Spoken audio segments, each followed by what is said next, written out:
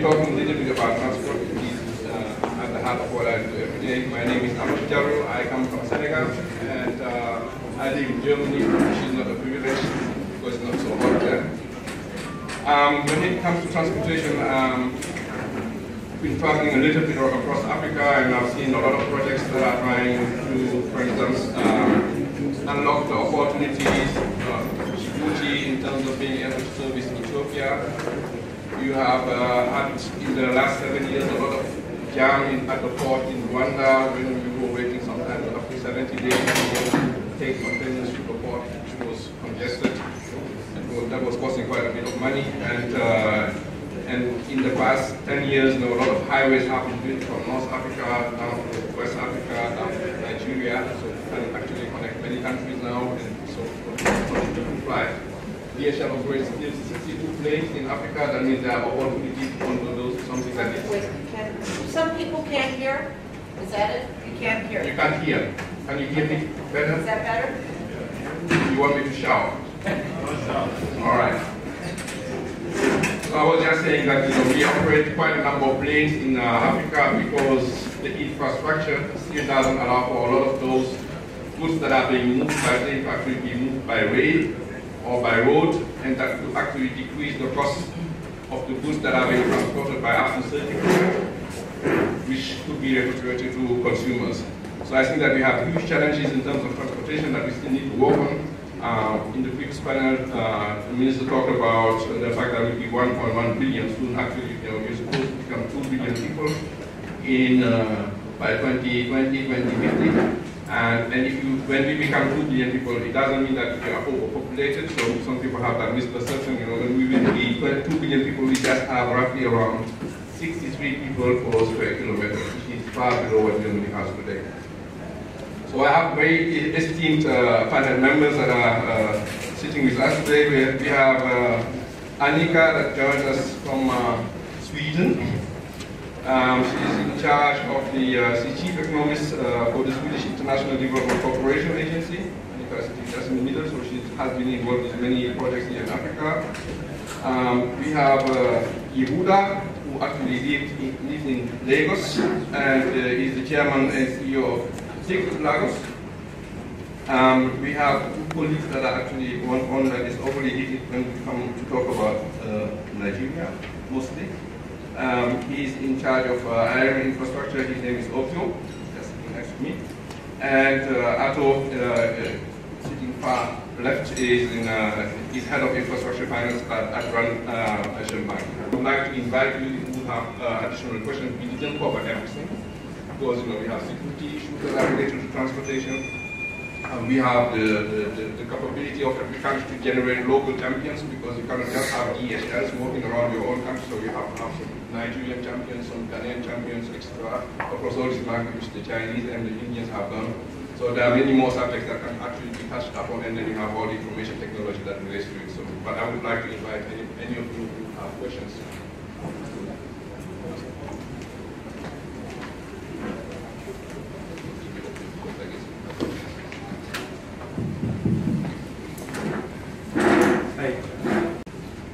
My question is on railway sector.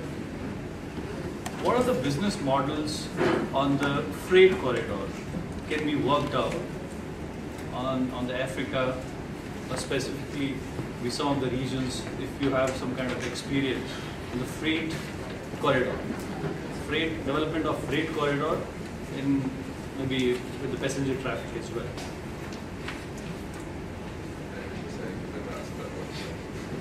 So I can just tell you from my limited experience. So there are freight corridors that are actually coming from Mombasa. When you land shipments in Mombasa, you have to take the highway to go to Goma or to go to Rwanda or Dar es Salaam.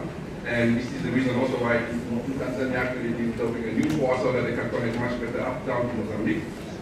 That is coming from the east part. So when you come in South Africa, most of the transportation that are going to Congo, can you hear me?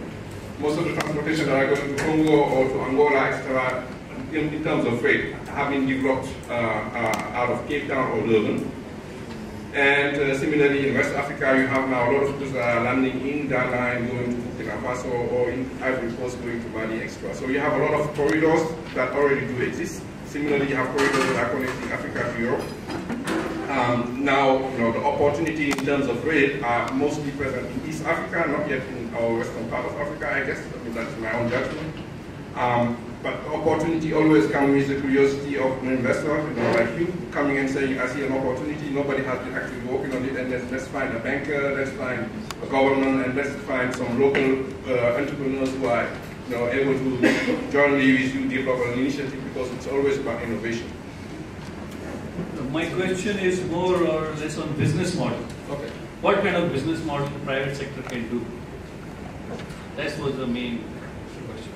I think in trying to respond to that question, I'd like to share a very important statistic. I'm going to start focusing on Nigeria, and I believe it's probably going to be a good example for just about anywhere else in Africa. The fact of the matter is that today, in excess of 90% of the way that people, so mass transit of people, and goods, freight move around is on the roads. And that, frankly speaking, is one of the single biggest reasons why you have so much congestion in mega cities like Lagos. So when goods land in the ports, rather than trying to get trailers that block the Abuja Expressway, for those of you who know what Lagos is like, they should just go on freight trains and hold them out. So that's really what should happen. And again, mass transit systems like light railway systems and monorail systems, and if we can achieve it, underground train systems, is the way to go. Now, in terms of what models work, I can assure you that already we are seeing developed in Nigeria various projects on rail.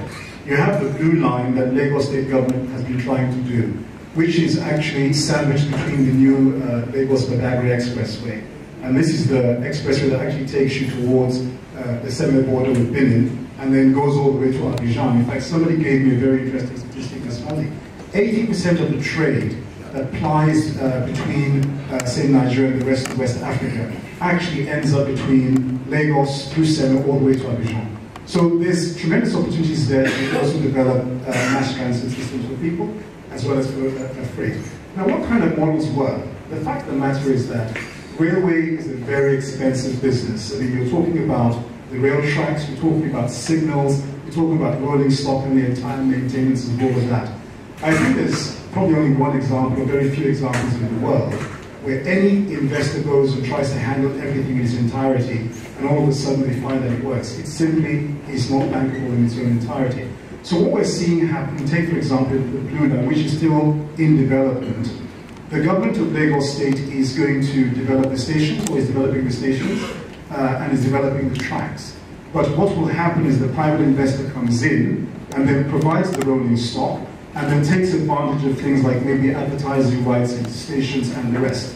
So that way, what has been found is that focusing on the rolling stock alone is usually a bankable approach. Now, that being said, there's still one more thing, because I don't know that immediately you're going to find that you get the rolling stock and then you're making money. There might need to be a period of subsidization to allow the public to get used to it, to pay for the services, and actually see the value of time and other benefits that they get.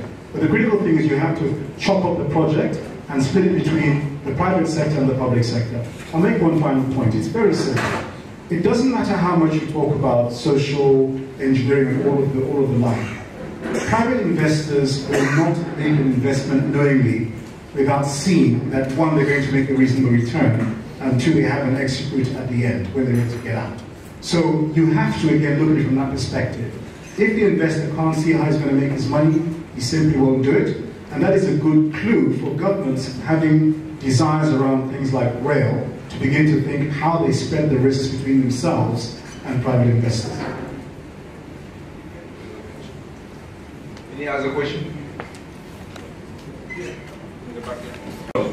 In the countries. So the only thing we hear about is we hear about the packaging deals. We don't hear about the very successful. And I want to give a very small example. The Garrity Hospital in Abuja here. This hospital was abandoned in 2001.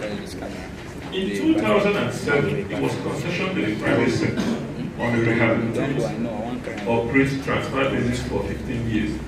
Now that hospital is fully functional providing world-class medical care. In July of last year, that hospital conducted a transplant, a heart transplant. On November of last year, it conducted 3 kidney transplants in the same day. It provides IVF services. It's the only hospital anywhere in Nigeria that provides affordable IVF services to poor people. A poor woman can go there and get IVF services. They also have an indigenous scheme, which was part of the concession agreement, where they've spent about $250,000 providing free medical care. So that's the power of well-structured things. If you look at the power privatization in Nigeria, Shiroro, Kaenji, Hydro were concessions. Nobody hears about it because they just happen so well. So the issue is, I mean, look at Nemasa. Now, Nemasa, piracy was very high in Nigeria about 5 years ago. Now, the problem was because both the Navy and Nemasa couldn't maintain their platforms. So a concession was done where the private sector, provided the platforms. So those vessels, the radar systems are run by the private sector. But the guys you see in the uniforms making noise are the Navy and the Nemasa guys. That is worked very, very well. So they have a platform that works. But you think it's the Navy, it's not the Navy. It's the private sector providing those particular platforms. He's talked about our ports. Tinkan is there. Between the 2 terminals, what is happening with world times? I think the point is that let's not have this excessive being consumed by failures. We must look at the successes and build on them. And Asia, for me, it's a very good example where we can then share blessing. Something we're trying to do here with medical services. The ADD and the Philippines have a guidebook of DGs. It comes back to what it says about models. There's no need for us to reinvent the wheel. When I'm on an iPad, I don't go try to do a feasibility study to build an iPad. What do? I go buy the commodity. So we're going to work with those guys. So what I encourage everybody to do across is that let's look around the world. Let's talk to one another. Let's talk about our success stories and continue to move ahead. We will make mistakes. We will learn lessons and we'll continue to improve. Thank you very much. Thank you very much. Thanks for your question. I guess because I think that you did a fantastic job. There's a question. Sorry, I don't want to cut you off. What I heard from colleagues this morning was how private equity is playing a role in some of these projects. And I was just trying to imagine how we can sort of mainstream some of these private equity-led projects such that we can unlock some of this potential, where we can see more, how can I call it, people like myself or some of our little monies contributing to some of these larger projects. I think that's my question. Thank you very much. I said, or mobilize private equities. That is what I understood. To gather funds also out of Africa and then help in investing projects in infrastructure.